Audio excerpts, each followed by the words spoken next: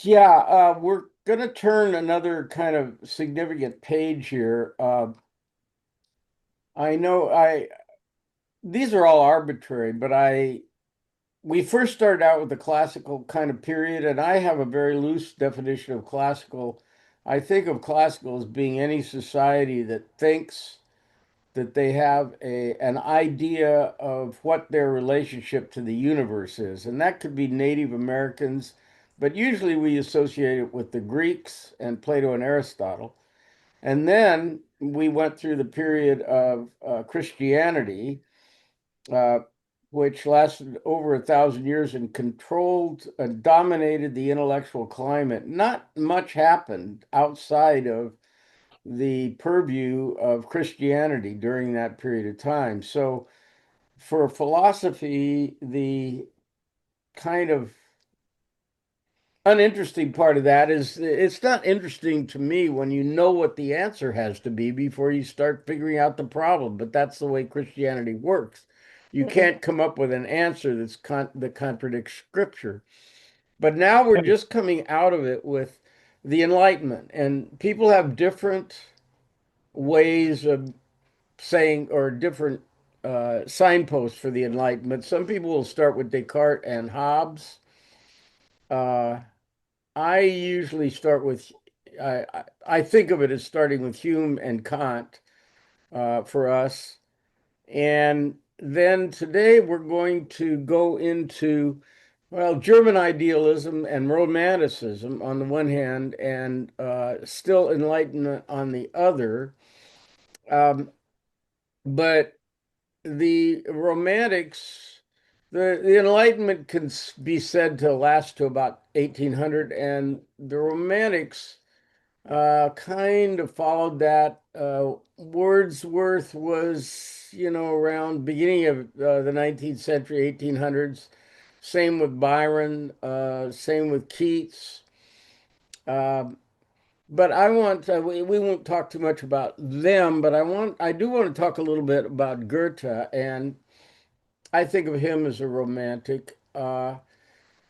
And basically, a lot of the 19th century is romanticism. And what I mean by that is there's an emphasis on passion and feelings over analytic thinking.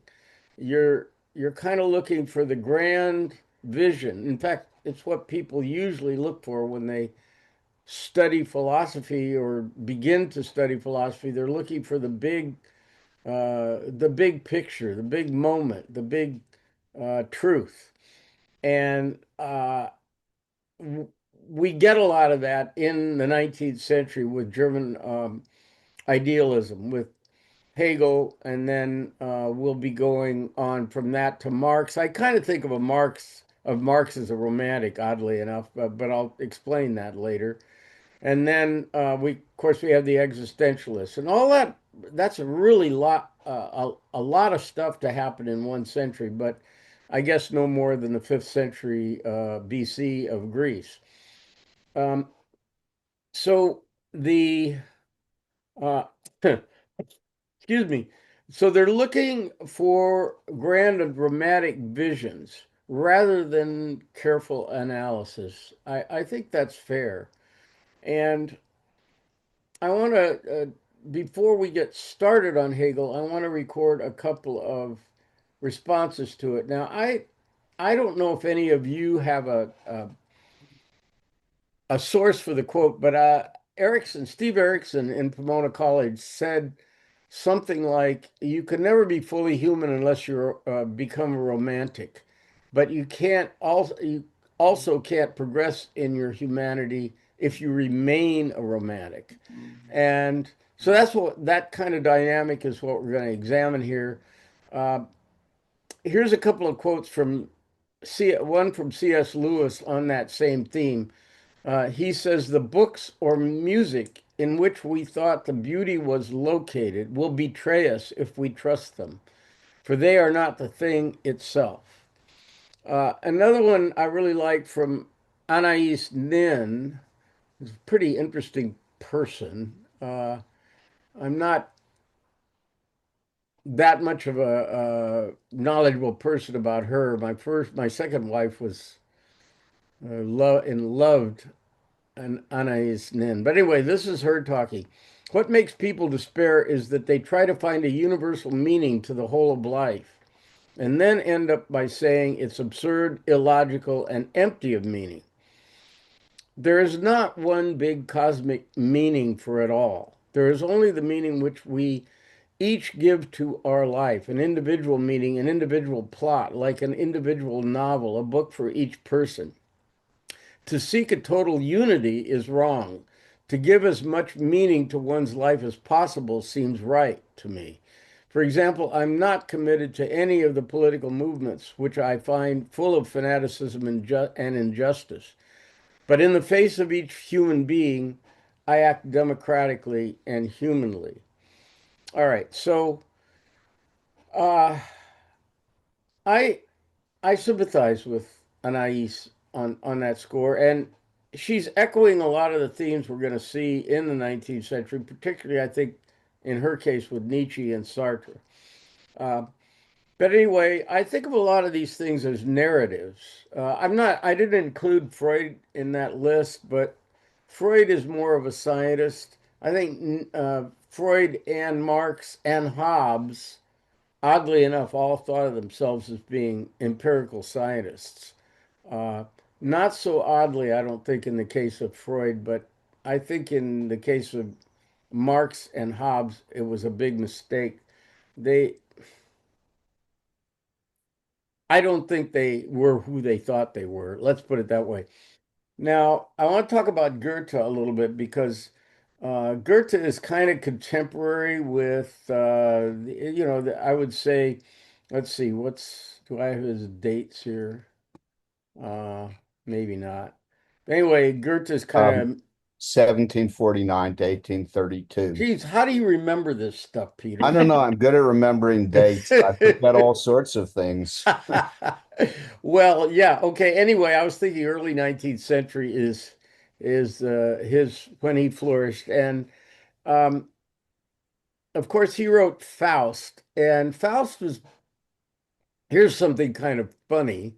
Faust was based on an actual guy named Faust. The Faust myth, by the way, is the Faust myth is that it's like Robert Johnson. You go down the crossroads and you make a deal with the devil. That's the Faust myth. I'm not going to, the actual book Faust by, or poem by Goethe is much more complicated than that. But that's the idea. Faust has reached middle age, everything is meaningless, and he makes a deal with the devil to give him a life full of passion. And the deal is okay, I'm going to give you that, but once you say, I'm fine, I'm happy now, I'm going to take your soul. And the actual quote from Goethe is when you reach a moment where you say, abide moment, thou art so fair, the devil will take your soul. And the theme throughout the 19th century is going to be change and striving and progress both spiritually and in the case of the real world, technologically. And uh, Hegel is the guy that's going to emphasize that. Now, before I start on Hegel, though, Schopenhauer is another guy in kind of this era following Hegel. And Hegel gave birth to a lot of guys Schopenhauer, Kierkegaard, Marx, Nietzsche. All of those guys were heavily influenced by Hegel. His dates, Peter, are 1770 to 1831, more or less the same period as Goethe. And it seemed like to me there was something in the zeitgeist that it wasn't just Germany.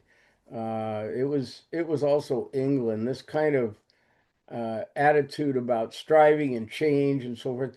I didn't mention, with regard to zeitgeist, this as an aside, there was also, I think, a zeitgeist around the time of the American Revolution because we mentioned Kant's categorical imperative that you should all. well, one version of it is all men should be considered as ends and not as means.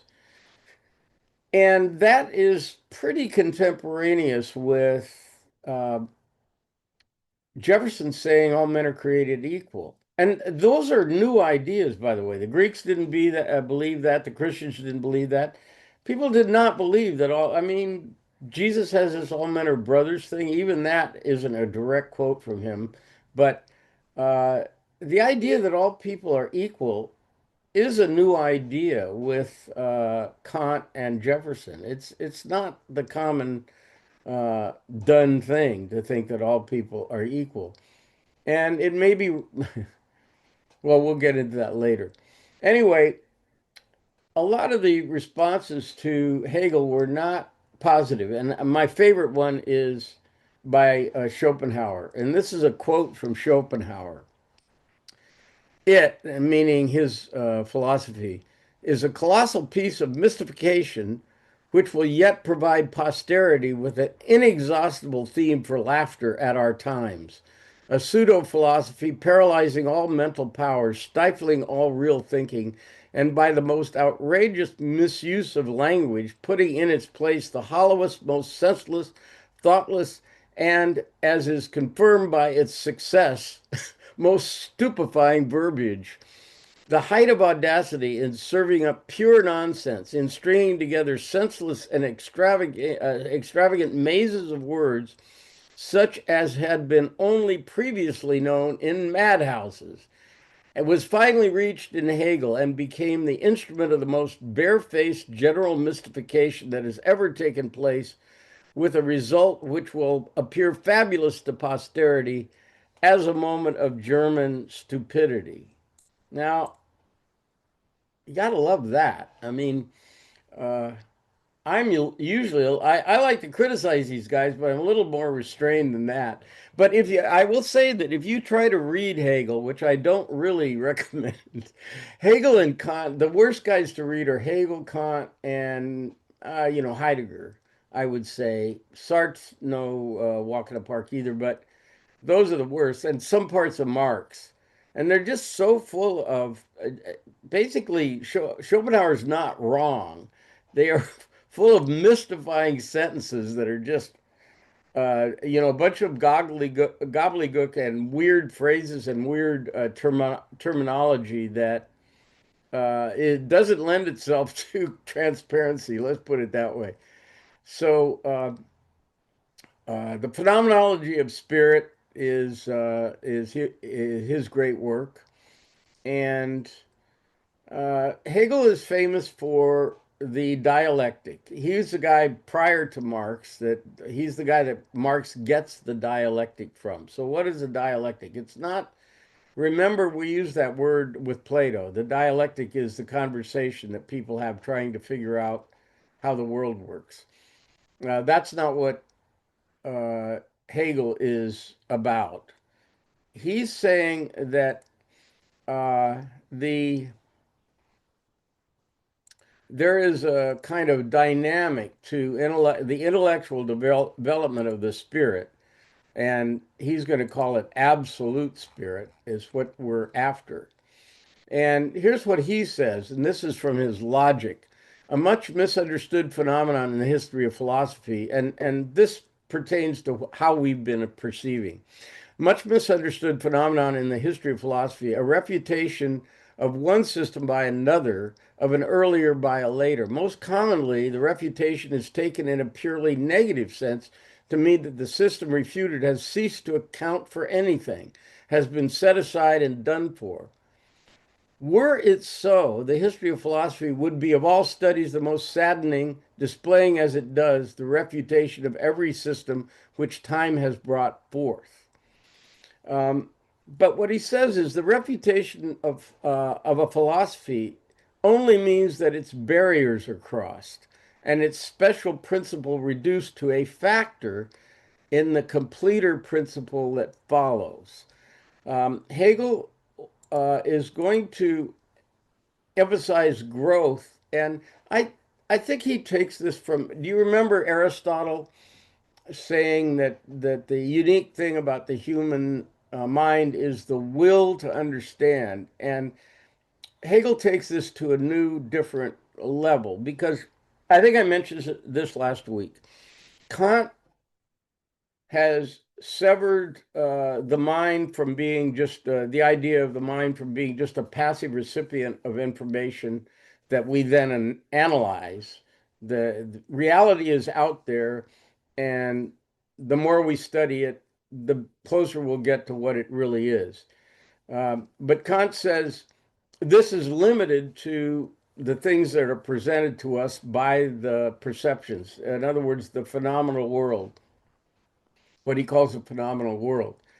But Hegel says, okay, if you're going to say that the mind has a creative um, force or creative function in understanding the world, then the mind can be perceived as not a static thing, but something that changes and something that can grow. And he thinks that the human spirit, what Aristotle was referring to, applies to what he calls a dialectic process.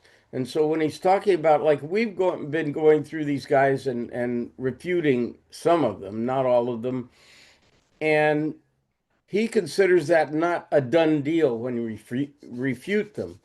Now, and he's a big opposites guy, so you can compare him to Heraclitus, the guy who thought that it was a combination of negatives or opposites that made up reality, or yin and yang.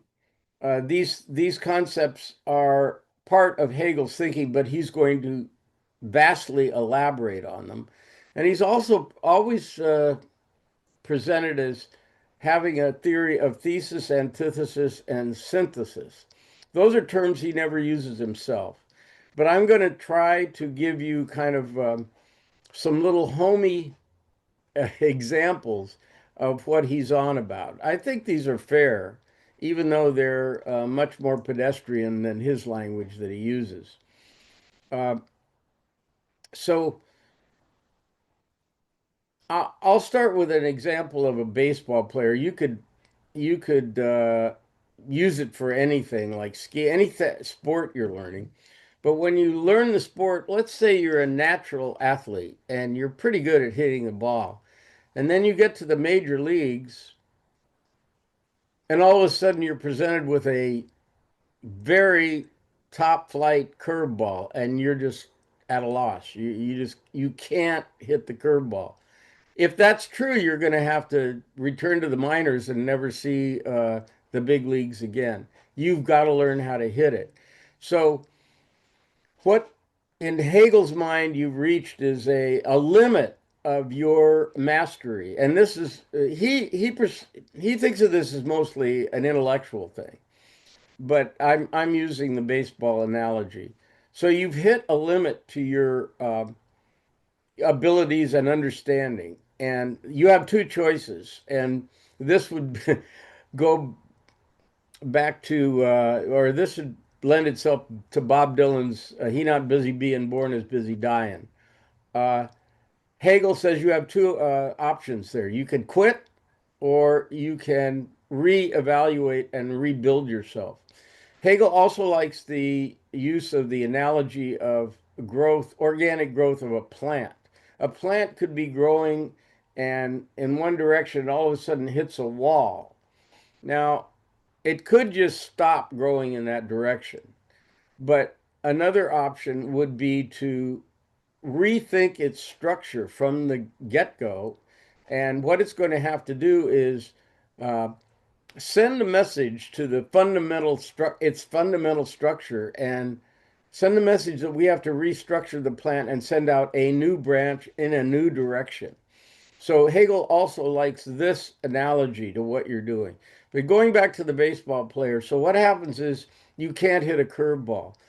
So then your coach takes you and he shows you video of your stance, and he shows you a bunch of video of you missing the ball. And what Hegel says at this point is that you become alienated from yourself. You're looking at yourself as an object. You're looking at yourself as what Hegel says is the other. You're looking at yourself as an object, and you're analyzing from the outside uh, what you're doing and who you are. And this is, he calls this alienation, which Marx is going to use in a different context, but he gets it from Hegel. You're alienated from yourself. You're looking for yourself and judging from yourself as an outsider. And from that analysis, you realize that, and your coach helps you say, you realize that what you have to do is uh, maybe change your stance a little bit or wait a little longer, learn how to wait on a pitch.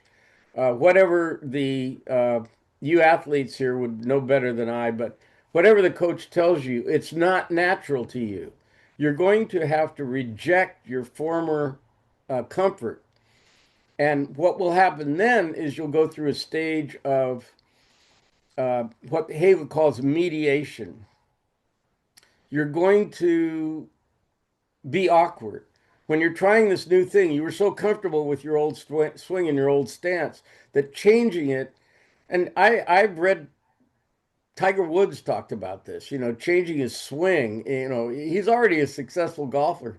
And then his coach says, well, we want you to change your swing. Well, he's going to go through a period where he's not happy with how he's playing. And this is a period of negation or mediation, according to the terminology of Hegel.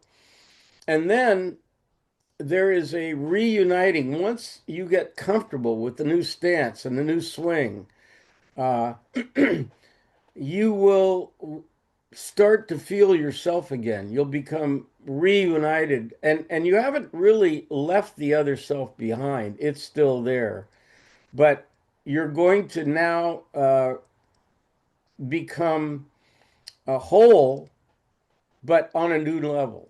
That's the idea. That's a metaphor for what Hegel talks about. Another one I like to use is I used to go I used to go hiking in Point Reyes, and I would say, oh yeah, that's a tree, that's a rock, that's some dirt, there's a bird, and that's all I knew about it. And then I took classes in ornithology and biology and geology at the College of Marin, and I learned to identify the things that had previously just been general names to me. Now, during that period, I would be confused because I hadn't fully learned those things. They, I'd go, okay, that was a red crossbill or what, in other words, I would go through a period of confusion where I hadn't really digested all the new things I'd learned, and now I was almost more confused than I was before because at least I knew something was a rock. I didn't know it was nice or sedimentary rock or anything like that. I just knew it was a rock and that was satisfactory. But now I'm confused. I look at the rock and I don't know what the hell it is. And then after a while, all these things become familiar. And what Hegel's point is going to be, and this is going to be picked up also by Heidegger, is that not only has your ability changed, but the world you perceive has changed. So the world, the subject and the object have both evolved, as it were. They've both gone through this process because, as Bishop Berkeley said, to be is to be perceived, and so the fact that the world I was experiencing, which is the only world I can experience, was a world of vagueness about rocks and trees and birds. And now I'm experiencing a different world. So it's not just that I've changed, the world itself has changed. The classical view is that the world is out there and that it is kind of a eternal or stable thing that I just have to comport myself. I have to learn how to understand. But after Hegel, the idea is more that our knowledge which is subjective, advances, but so does the object because it doesn't exist any place. And this is goes back to Aristotle. Our understanding of the world doesn't exist any place except in our consciousness. There's no in the Middle Ages, the monks would like to say God understands what things really are. But if you're not going to abide by that, you have to believe that we are the things, we humans are the source of understanding. We are the nexus of understanding. And so Hegel envisages that this dynamic, which is, like I say, often described thesis, antithesis, synthesis. The just to go back to the baseball player, the thesis is he was a natural player. The antithesis is where he becomes an awkward and unnatural player. And then the synthesis is where now he's come back together with himself and become whole, but on a new level. So Hegel thinks that this dynamic occurs not just in the individual, but it also occurs uh, at for the human race as a whole. And so you can describe historical developments in the same using the same dynamic. And what you could say is, so the United States in the 40s uh, had to become a different nation in order to defend itself or defend its allies from Germany and Japan. It had to transform itself into an industrial military power that it didn't have before. So it was challenged by something. It was, well, let's just forget the depression for a second, but it was just doing fine, just kind of a agricultural uh, backwater, isolationist. And then it got involved in the Second World War, and that was a challenge to its existence. It had to transform itself. So there was a period where it had to rebuild and rethink what it was. And then it came back together at the victories in Europe and Japan. And then there was a period in the 50s where it was comfortable with itself. Uh, for a variety of reasons. One was it was the biggest economic power on the planet because the rest of the industrial world had been destroyed by bombing, and it had been uh, because it's mercifully separated from Europe and Japan by huge numbers of miles of ocean. It was protected from being bombed, but they weren't, and so they were devastated. And now we had a very large degree of confidence, both economically and philosophically, in our superiority, and we were solid in that until the '60s came along and a bunch of hippies with long hair said, "No, screw that. We don't like your values. We don't like the racism. We don't like the domination of mercantilism or whatever we thought. We want a more spiritual world." So then the society was torn apart once again. This is all a kind of a Hegelian look at it. And then it came back together to the extent that you could buy granola at Safeway. And the society wasn't so separated. Now, right now, we might be going through another period of alienation where the society has torn itself apart. And it remains to be seen in all stages, it remains to be seen whether the result is a positive one, because you could be killed by this alienation. And Hegel will say that your ability to endure the alienation or that period of time, like the baseball player where he can't hit a ball at all now, your ability to endure that uh, is a signal of your ability to grow spiritually. If you cave in, if you say, no, I can't do it, well, then he not busy being born is busy dying. And so this kind of metaphor of growth, organic growth, and this dynamic of thesis, antithesis, and synthesis is a way to understand yourself and to understand history. Uh,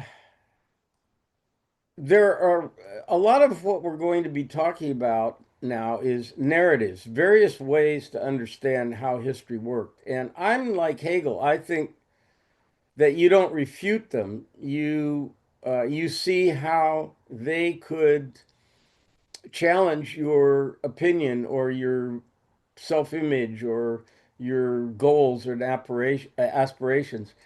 That's what you see, that there may be a negation that you're going to have to face there. You can look at that in your own life, and I can, and see various times when I chose various things. And you could say, well, that's just novelizing your life. You're just kind of making a story about it, but that's what we do anyway. And this is one way to understand the structure of the choices you've made in your life. I certainly do that myself. And as a matter of fact, these guys,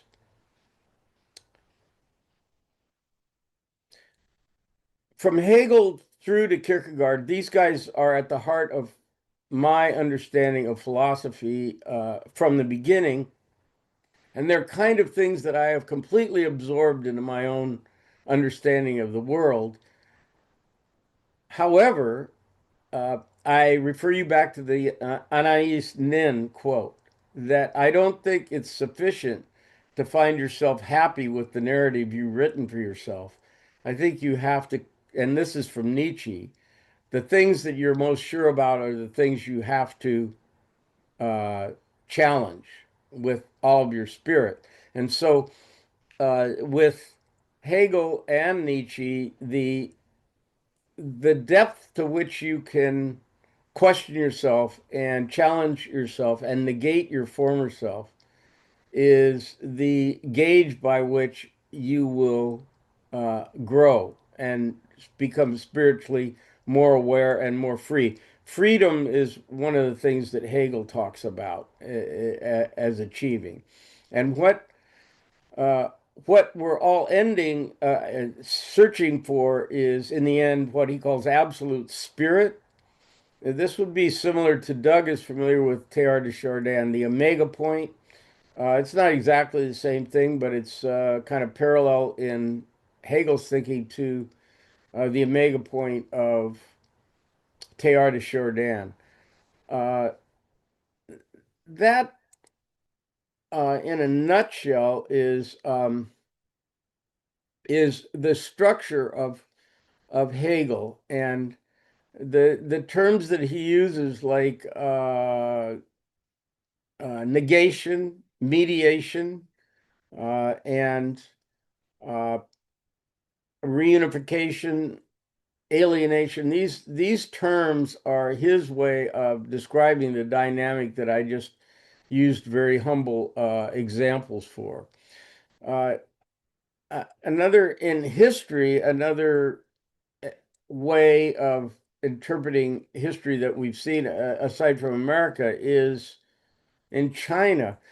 People have taken Marx to heart. Now, Marx inherits the dialectic from Hegel, but certainly this is what Mao did in China when in the Cultural Revolution. I don't know whether you have studied anything about that or not, but Mao was a diehard Marxist, and he thought that the intellectuals should have to go out and work on the farms, and the farm workers should become intellectuals because of the dialectic. He thought whatever their main thing was, needed to be challenged.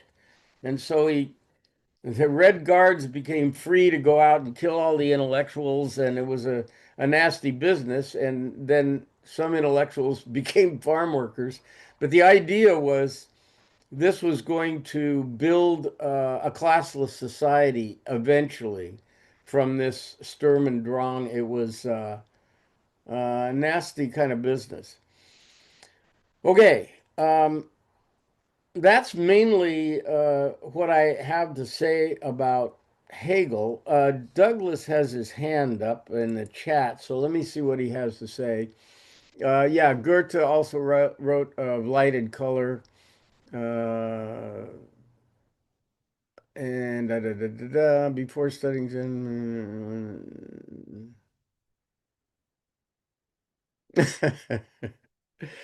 Yeah. Um, okay. So those are our, that's the basic, uh, you know, in a nutshell, theory of Hegel. I think you can look at your own life, if maybe not, but I bet you can look at your own life and reinterpret it through the negation, the thesis, antithesis, and synthesis dynamic. You can look back at things you've done that reversed who you were. Maybe not, but I certainly can. Meredith's shaking her head, nodding her head. I can't hear you. I'm agreeing with Jeff's suggestion that I listen to all of this Oh, that I've missed. you, Sorry. I see. I thought you were nodding because I had said something so brilliant.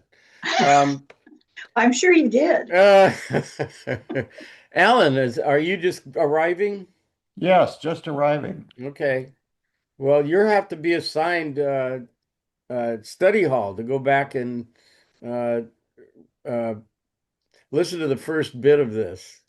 Because Hegel is kind of a threshold, I think, into before this, we didn't have time wasn't involved in knowledge before this, even with Kant.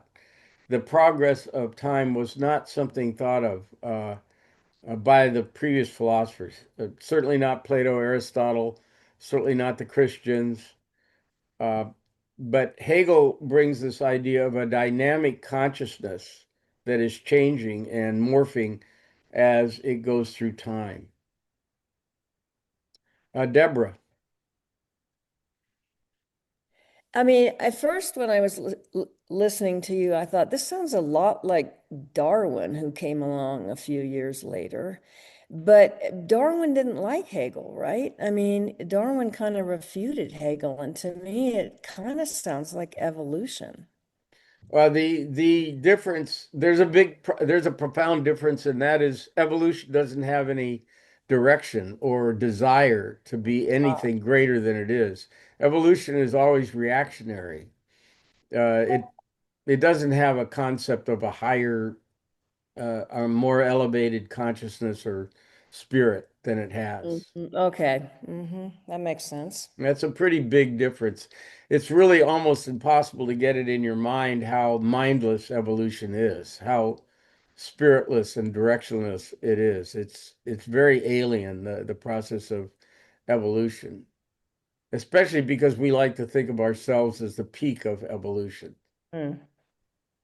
Obviously, it was going to head for us, so we could listen to you know, Wild Thing by the Trogs. Ooh. What? So, there's a point at which, there's a stasis. You're right. So, does he have a sense of how do you get on, like what I call getting unstuck? Um, where you get to that stage where there's no antithesis, right, to cause you to go forward or to change or it seems to me that you can easily become happy where you are. Is there propulsion? Does he address that question, or just assume that there is a process and you either follow it or you don't? That is, I I'm not sure exactly where that is addressed in Hegel, but he assumes everybody has this spirit and they want to grow. And if you're going to want to grow, you're going to experience a negativity. You're going to experience a wall or a threshold, a hurdle beyond which you can progress or you can choose to turn back. That's his dynamic. But what propels you, I think I'm just going to say it goes back to he understood Aristotle, of course. I'm going to assume it goes back to Aristotle's idea that all human beings desire to understand. And that understanding is going to take you to, if you pursue it sincerely, is going to take you to places where you don't understand. And then you either recognize that and stay in your own rut. There is a parallel in what's called punctuated equilibrium in evolution, which was advanced by Stephen Jay Gould. And that is the idea that, yeah, there are critters that have been around for millions of years without changing hardly at all. And then we find that some critters can change within 1,000 years. They can be completely different. And so that was the idea Darwin had was that everything happened at a snail's pace. And then Gould came along and advocated a uh, modification of that, whereas many animals just evolve very little over a long period of time. Some animals can evolve very rapidly depending on the threats they have.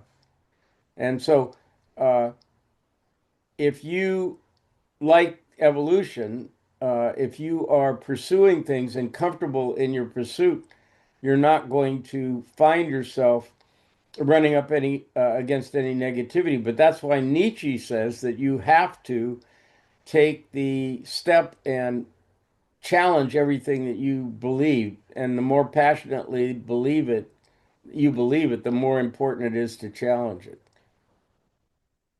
That's not what a Christian would say.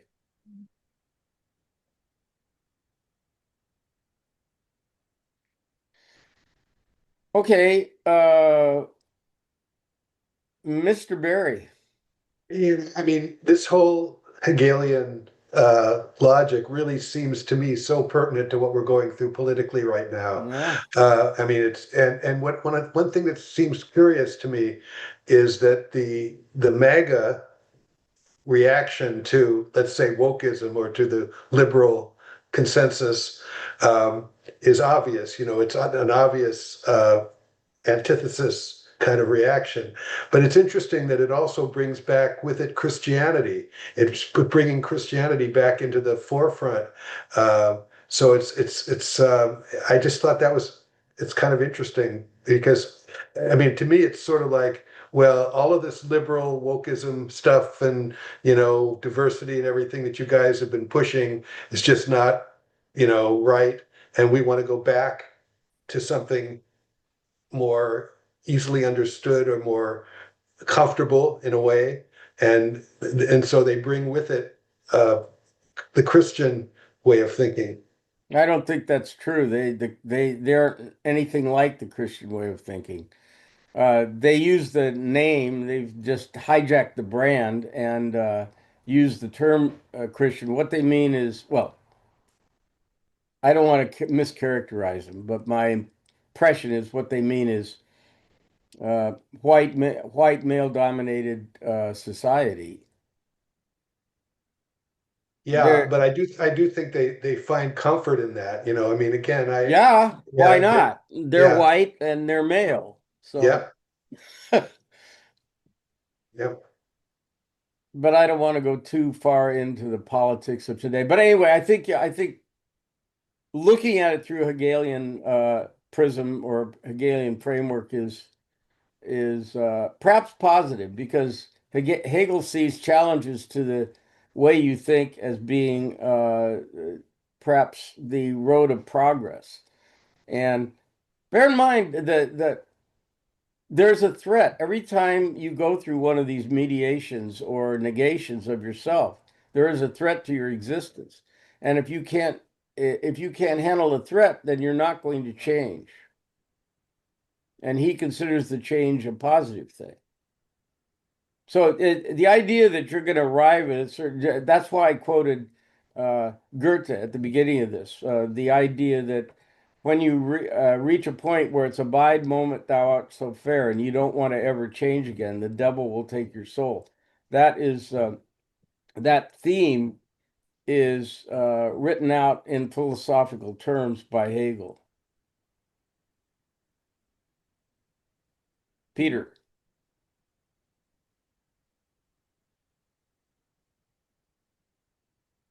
can't hear you.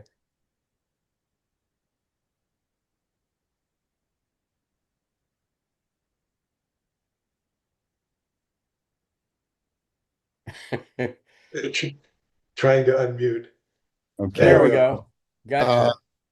I think there's a lot in the thesis, antithesis, synthesis idea, and I like the way you've expounded it. But I've been reading Carl Friedrich's introduction to the philosophy of Nietzsche in the Modern Library, which I find intelligible. Trying to read Hegel, the philosophy of Hegel, sorry. Trying to read Hegel, I can't really make sense out of what he says. He's about the only major philosopher that I really can't understand him sentence by sentence. But one thing Friedrich says at the very beginning is the philosophy of Hegel has always seemed to me fundamentally wrong.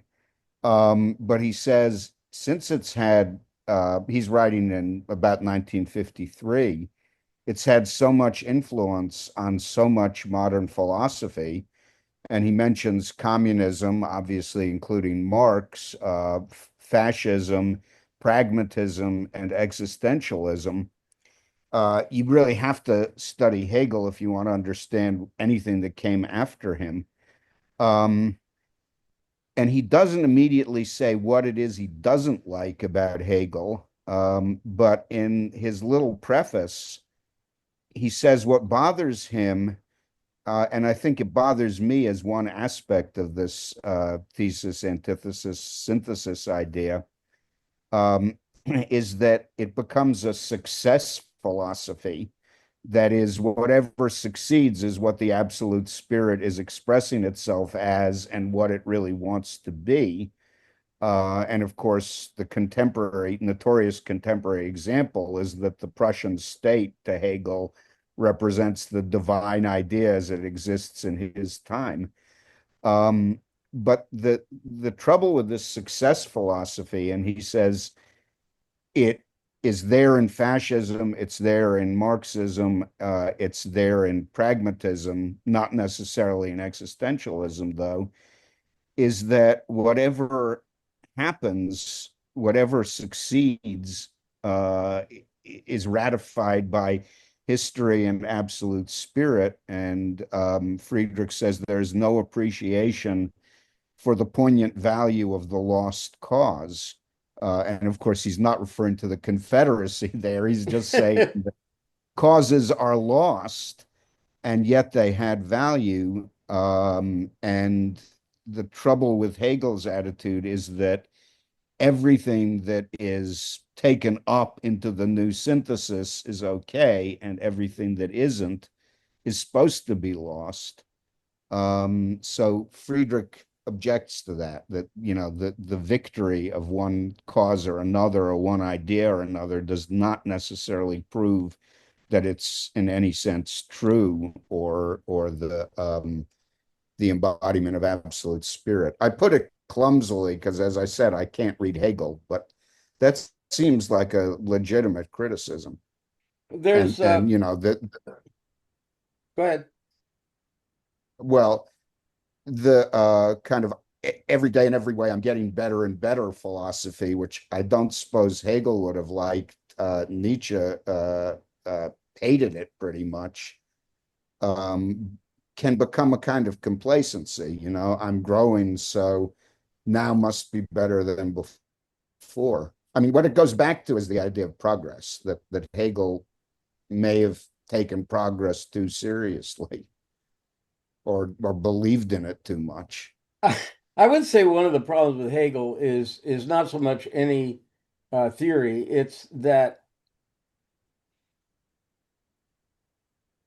it's such a massive system that it's got to have stuff wrong with it, and you can pick any theory and take it apart as we've been doing throughout this semester. But Hegel himself, I don't think, says that we do leave those things behind. Like we could pick up right now, I could pick up Plato and criticize something that's modern. So I Mhm. don't think we necessarily leave the past, even though it is not trendy now, we necessarily leave it behind. On the other hand, this is um, the hopefulness of it is consistent with Alan can help me out here. The quote, the arc of justice is long, or the arc of something, Yeah. history is long, but it bends towards justice. The Something like moral that. arc of the Right. universe is long, Moral but it arc of the is toward universe. justice. Yeah, Yeah. in a way, I think Hegel is hopeful in that way, in that the it it's long and there are going to be a lot of but another Yeah. thing I think is different though is Hegel doesn't think that of absolute spirit as something that's out there. It's something that it's a creative process. So the as I said, the object, which is the world that we perceive, is evolving, and at the same time our consciousness is evolving. And if you take it on a societal level, the things that we wish to achieve as a society evolve as the society evolves. So we can't. What the Christians did was just kind of stop for 1,000 years, but we expect things to change, and we expect things now to not um, cease evolving. Yeah. Uh, which is something that wasn't expected 1,000 years ago. I think, to me, when I'm looking at contemporary politics a little bit through this lens, and it seems to me you end up with this kind of pendulum effect where any set of beliefs is not completely true or completely, Mhm. fulfilling. And so that gives rise to the counterpoint, which moves you to a new place, but that new place inherently is not completely satisfactory either, and it has the seeds of its own antithesis, and so you keep moving back and forth. So this raises the question that Peter's talking about is, are you actually making progress, or are you just moving back and forth between political ideas because any one set of them is not sufficient to achieve a stasis? Well, I mean, I think it's hard to look at the history of America and not see progress. We don't have slaves anymore. We women can vote. Uh, it may not be very dramatic, but those things were all hard-fought battles. The Civil War over slavery and certainly women's suffrage, that took a long time and was a seriously fought battle. And yet we've come out on the hopeful side of it. But with every change, there's no guarantee that you're going to come out on a good side. That is what we're going through right now. I don't think there's any guarantee that the end result of all this stuff we're going through right now is going to be positive. Peter. Tony, Oh, Um, can I say something? yes, please. Go ahead. Um, I don't want to accept the notion that MAGA has captured Christianity. No, they Um, haven't. They've hijacked the brand. They haven't captured Christianity. well, I think that many people, when they see the way that some Christians have determined that the church is an arm of the conservative movement, and that I've read several articles about ministers who've been criticized by their parishioners for not being conservative enough, and that they should be preaching sermons that support the notions of MAGA. So that disturbs me because I don't think that's fair to Christianity. There's a uh, Christianity is a big tent. I have no doubt in my mind whatsoever that there are guys on the front lines right now preaching in evangelical churches that know the Bible and know that MAGA is wrong. And they are trying to gently persuade their congregations that this is not a good path. I'm not saying they all are, but I'm sure I am sure there are pastors in the evangelical world that know what's going on and see it. And well, I mean, we know that there are because they published articles, but they're on the front lines, those guys. And some of them are probably fully MAGA themselves, but I bet a lot of them are trying to gently persuade that's what pastors do. They don't say, "Hey, I'm quitting. You guys are assholes." They if they have a strong faith in the Bible, they're willing to put themselves on the line to try to make people see righteousness as they see it and as they think the Bible sees it. Peter? Yeah, 2 points. One, in answer to what Meredith said, I think Trump's movement, though it doesn't advertise itself this way, is a particularly crude form of what's called Erastianism. That is basically the state controls everything, including religion, and whatever the state determines religion is what Erastianism. religion is. And I certainly hope it doesn't work. Hobbes is considered an Erastian because he didn't want church to Erastian. have any Erastian, Thomas Erastus, not Desiderius Erasmus. That's the idea that the state should basically determine, what a church is able to teach, what a church is able to do, and so on. And I hope in the long run there's a conflict there because there are many Christians who do not see it that way. But the other thing, what you said about progress and the moral arc of the universe reminds me of this two-line Walt Whitman poem called Roaming in Thought after reading Hegel. Really? Roaming in thought over the universe, I saw the little that is good slowly hastening towards immortality, and the vast all that is called evil, I saw hastening to merge itself and become lost and dead. That's very beautiful. I'm just not sure it's true.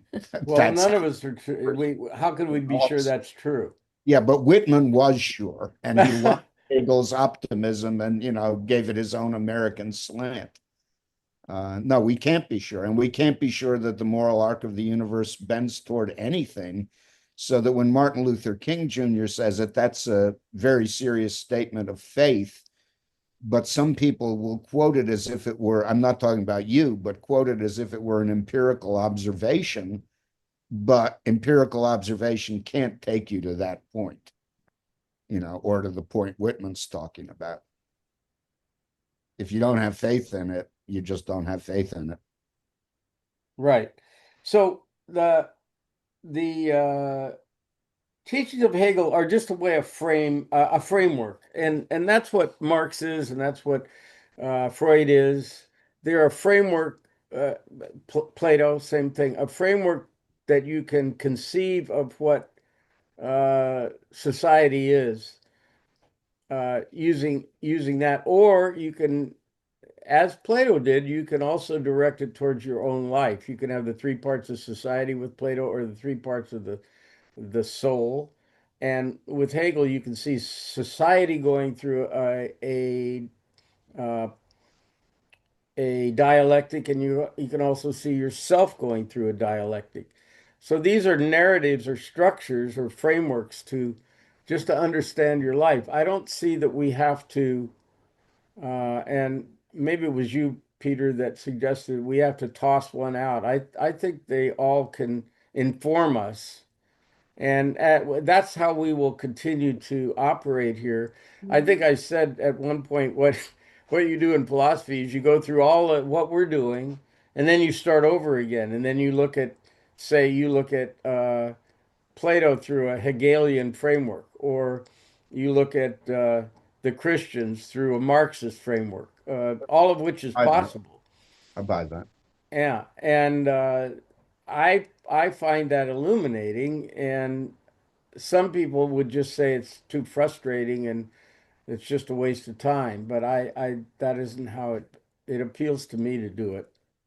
And the reason it appeals to me actually is that uh, fear, the kids have this FOMO, fear of missing out. What if there's something, what if I accept some kind of, and this comes from Nietzsche too. What if I accept some kind of teaching, but I hadn't considered uh, this thing that if you look at it from this perspective, it might not be so right. I don't want to miss out on that point that I might have missed. One guy, I can't remember who it was, defines philosophy as just a series of remindings. You just remind yourself, have you thought about this?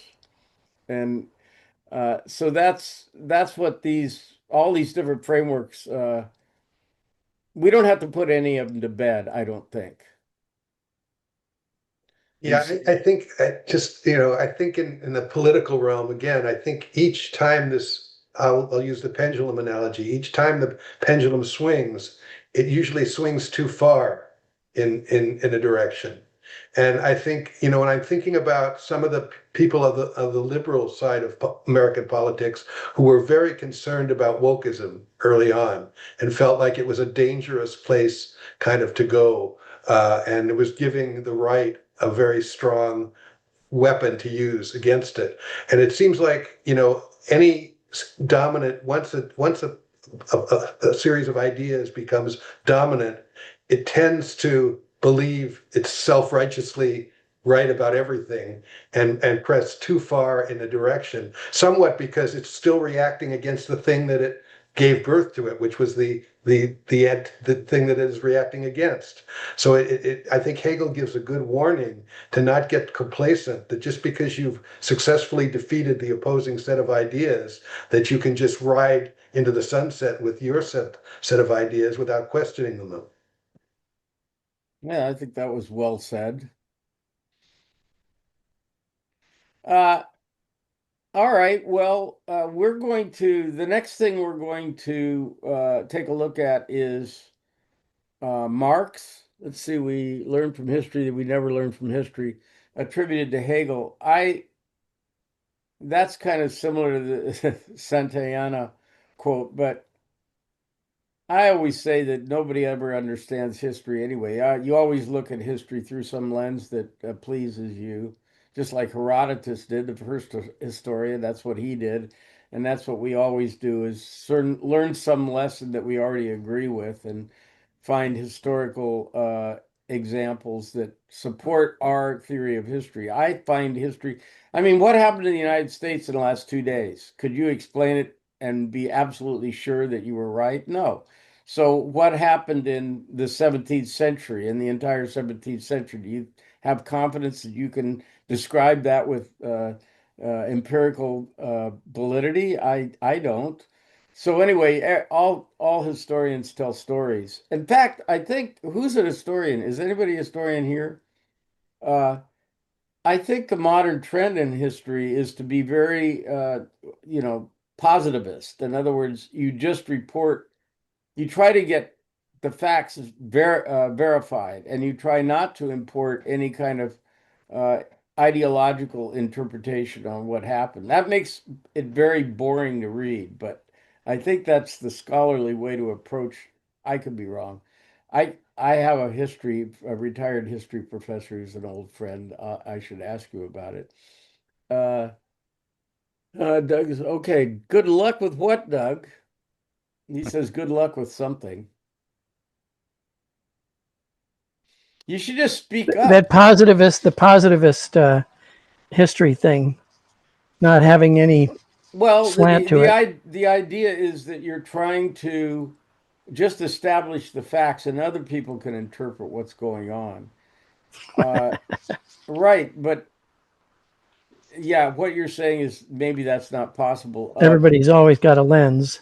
Peter, Yeah, I think the positivist view is under criticism a lot from both the left and the right, or anywhere else you can think of. That is, people have become aware that absolutely neutral social science or absolutely neutral history isn't really possible because you always have some kind of purpose. And I think that criticism is sometimes carried too far, as in Deborah Baker's book on Charlottesville, where she begins by quoting Frederick Douglass, whom I greatly respect, but the quotation is pretty much studying the past is only of importance as far as it can be used in the present, which I think is, almost as restrictive a view of history as the positivist, just the facts, ma'am view. It's, you got to uh, care about what the past really was. well, we can, Nietzsche, who we'll get to soon, says that it's just on the face of it. I don't think he says on the face of it, but on the face of it, I find this true, that it's clear that our understanding of nature, the universe, and history are very finite compared to what the facts are. There's no way we will ever understand history or ever understand the universe. You just kind of have to pick one that works for you.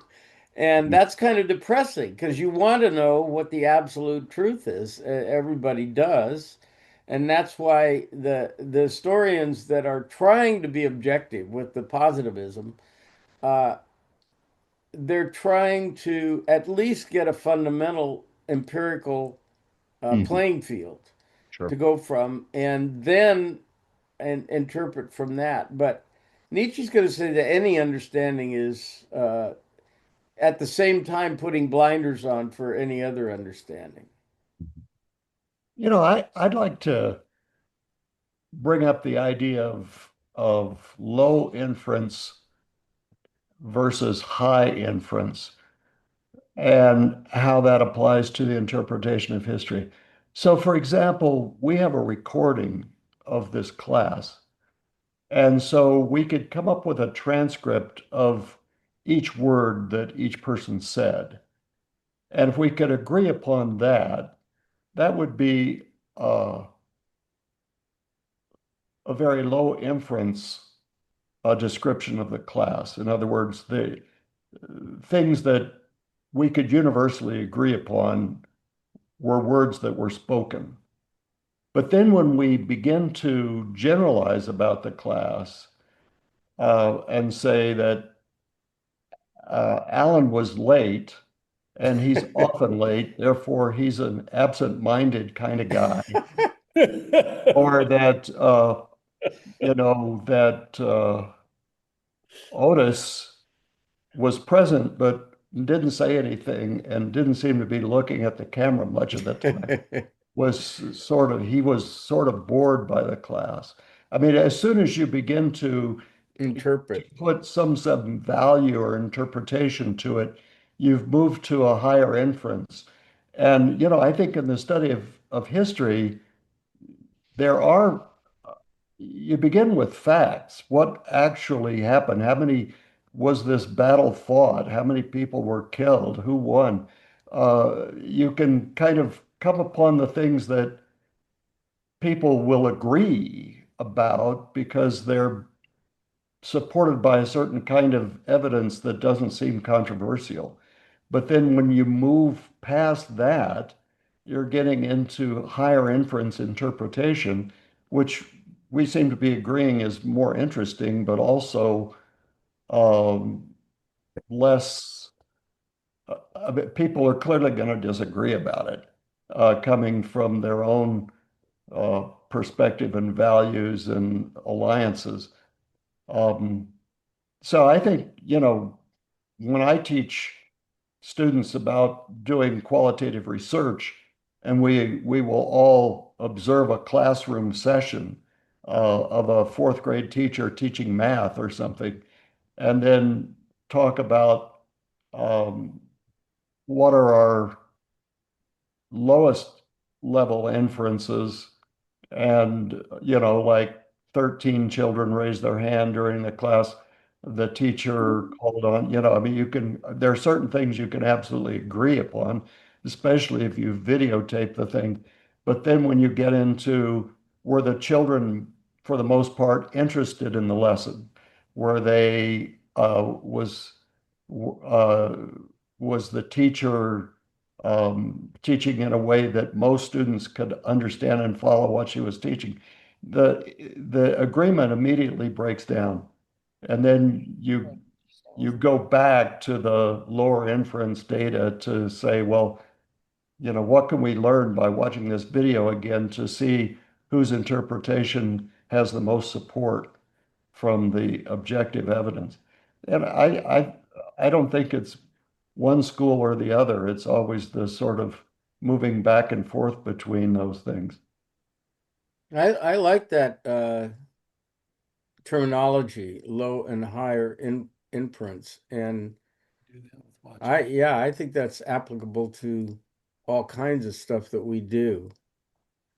The philosophy has tended towards Plato and after the 19th century, in the 20th century, it's tended towards what you're calling low inference, that we just try to say what we can know. But to be fair to Socrates, that's what he was saying too, that, wait a second, what did you mean by that? I'm not sure that makes any sense. And they have just in the 20th century, the guys, the Vienna Circle and trended towards the low inference stuff. That's very interesting. I like that phraseology. I wonder if we could just touch for a minute on the current fad for abundance. Has anybody noticed that some of the public intellectuals are really into the idea of abundance right now? I mean, Ezra Klein comes to mind, and there are others. Um, I I wonder how. It's hard for me to follow that when I know how much of the world is starving and how much of the world is living on $1 a day, and how much contention there is all over the world between peoples of different habits and different religions and whatnot. Does anybody know anything about abundance? Well, I can just say that I I just about every time Teresa and I live, I would say by American standards, modest lives. But we can eat anything we want, anytime we want, any time of day. It's always available to us. And that always astounds me that we have that level of luxury. And what you're talking about, to me, I'm surrounded with more abundance than I could most of humanity could ever have conceived of until maybe the last 50 years, as a matter of fact. It's very recent. So I don't know what the conversation that you've seen publicly is about this, but we've got enough of it, is my idea. Uh, Peter.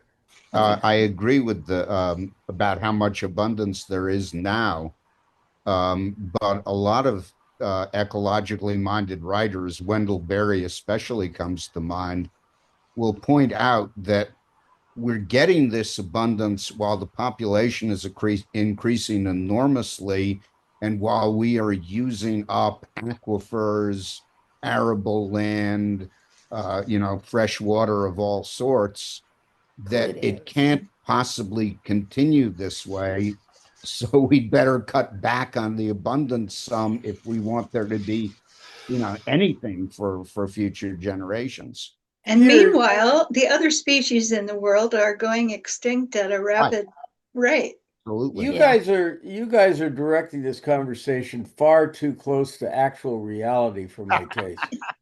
Uh, let's not do that. Um, let's call it a day. It's been a very good one as usual. Don't think for a second. I go back and look at these sometimes, and I go, oh, there was so much more that could have been said there. But uh, just in the interest of moving forward, let's not consider reality. That would be the most horrible idea.